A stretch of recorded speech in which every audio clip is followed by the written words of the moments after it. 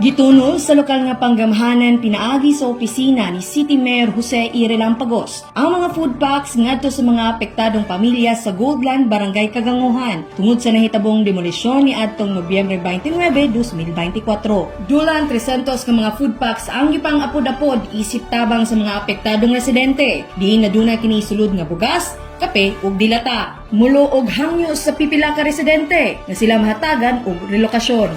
Kaning nabigla mong good me sa mga sitwasyon, although sakit yun sa dughan nga nakuha na mong mga balay, no, na concrete na good nga ito na gasto, pero ang time nahimo tungkol sa inani ang amo na lang ani nga una sa tanan sa siyudad nga diin nagahatag og assistance. Among pasalamatan ang mga mayor sa Lampagos dito sa Nabo City sa mga assistance abot niya. Salamat po kayo sa atong kapitan diri sa Barangay Kaganguhan na nakaroon naghatag og assistance, no?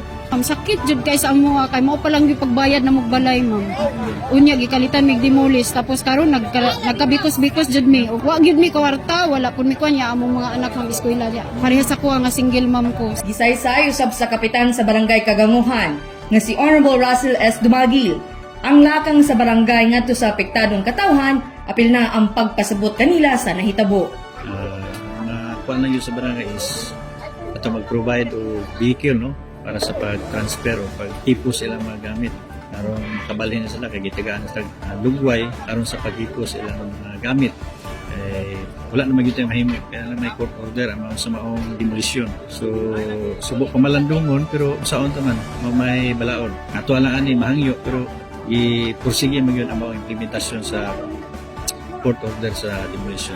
Mainumduman nga bago nahitabo ang maong demolisyon, adunay gipahigayong pre-demolition conference pinaagi sa Presidential Commission for the Urban Poor. Kauban ang koordinasyon sa City Housing Section sa mga apektadong residente sa Goldland. Kaniadtong Abril 12, 2024 dito sa Purok Sergelias, Barangay Kaganguhan, aron hiskutan ang ilahang angay nga buhaton. Bago usab nahitabo ang pagbakla sa mga panimalay, mihangyo si City Mayor Jose Ire Lampagos sa tag-iya sa pribadong lote. Nahatagan og lugway nga panahon o liwas Pasko na mahitabo ang demolisyon apan huot ang pagpatuman sa maong court order o kinahanglan kining tumanon. Ana mismo si Executive Secretary for Joan R. Kapuyan nga nangunay og hatod sa mga tabang sa katawhan, kauban ng mga personay sa buhatan ni Mayor Joe ug City Social Welfare and Development Office. Kauban sa kamera si Richard Ligtas ug Francis Paculanang. Kini si Team Acevedo nga gikan sa City Information Office Broadcast Services. Alang sa Frontline News Panabo. Importante, inform.